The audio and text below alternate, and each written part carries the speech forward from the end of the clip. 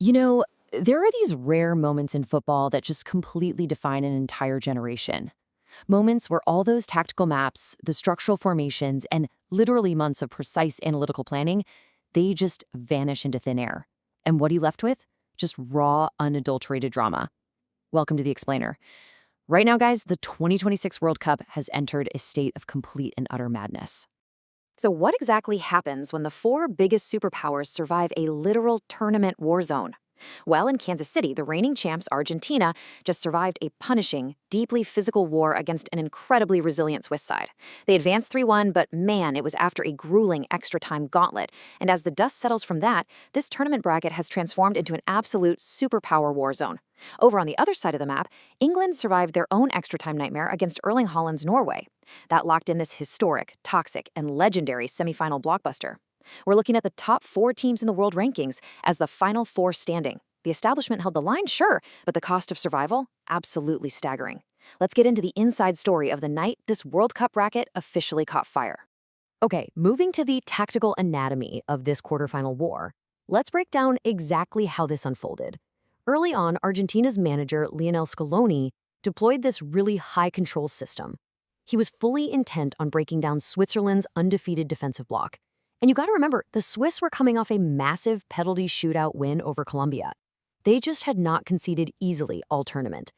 But then, boom, the breakthrough arrived almost immediately. Right in the 10th minute, Lionel Messi steps up to swing in this lethal corner from the left flank. He finds a perfectly positioned Alexis Mac Allister, who just thumps home the opener. It was gorgeous. The Argentine coaching staff clearly calculated exactly how Mac Allister could find that pocket of space in such a crowded box. For a moment there, it honestly felt like business as usual for La Ave Celeste. Switzerland, though, they completely refused to let the reigning kings just march into the Final Four without a fight. Fast forward to the 67th minute, and Dan Ndoye totally punctures the Argentine defense with an emphatic equalizer. And that sent the game into total chaos. The finish itself was this brilliant right-footed strike, converting a beautifully worked through ball from Ricardo Rodriguez. All of a sudden, the invincibility of Argentina looked, well, deeply compromised. Regular time ends with both teams looking completely exhausted, staring right down the barrel of a high-wire extra-time showdown. But actually, scratch that. We have to talk about the 72nd minute VAR meltdown first, because the turning point of this entire fixture is going to be debated in sports pubs for the next 50 years. Out of nowhere, a totally routine challenge between Leandro Paredes and Briel Mbolo triggered an absolute regulatory meltdown. So the referee initially booked Paredes, but then a rapid VAR review exposed a completely bizarre reality. Which brings us to the mistaken identity protocol. This brilliantly illustrates the exact rule that caused all the chaos. Mbolo had actually gone down entirely before any physical contact was even made. So under FIFA's strict mistaken identity protocol, which is defined right here by IFAB as allowing VAR to correct a clear error when the wrong player is cautioned or sent off, the yellow card was completely rescinded from Paredes. Basically, because the referee had been sold a dummy by some clever simulation, the VAR, working from a remote location, was legally allowed to just step right in. Let's walk through the exact sequence of events here. Step 1, Paredes is mistakenly booked for the foul. Step 2, VAR triggers the review under that mistaken identity loophole we just talked about.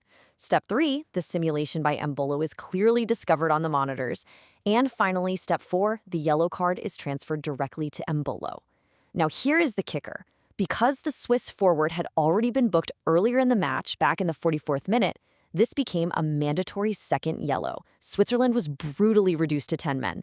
Mbolo was literally in tears as he left the pitch, being consoled by his teammates. It was wild. I mean, we're talking about an incredibly rare red card anomaly in the sport's history here. This was only the second time ever in World Cup history that this specific protocol was used to alter a card decision. It turned a super tight chess match into an absolute numerical nightmare for the Swiss squad. Think about this. This was the first ever mistaken identity red card in a World Cup.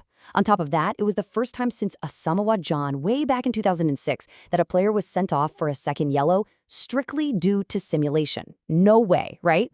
So while neutral observers and experts mostly agreed that the letter of the law was applied correctly, the emotional devastation for the Swiss was just palpable. Switzerland's head coach Murat Yakin was absolutely furious in his post-match comments.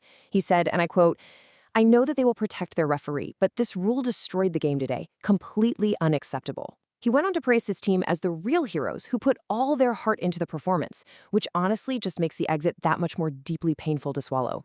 Now, looking at the extra time survival mechanism, despite having the numerical advantage, Argentina still had to fight through this absolute wall of pure Swiss defiance. I'm talking about over 50 minutes of total game time, including those grueling extra time periods, where Switzerland just fell back into this shape defined by incredible defensive resilience. They were so determined to push this match to penalties. But the breakthrough finally came, and it didn't arrive until the 112th minute.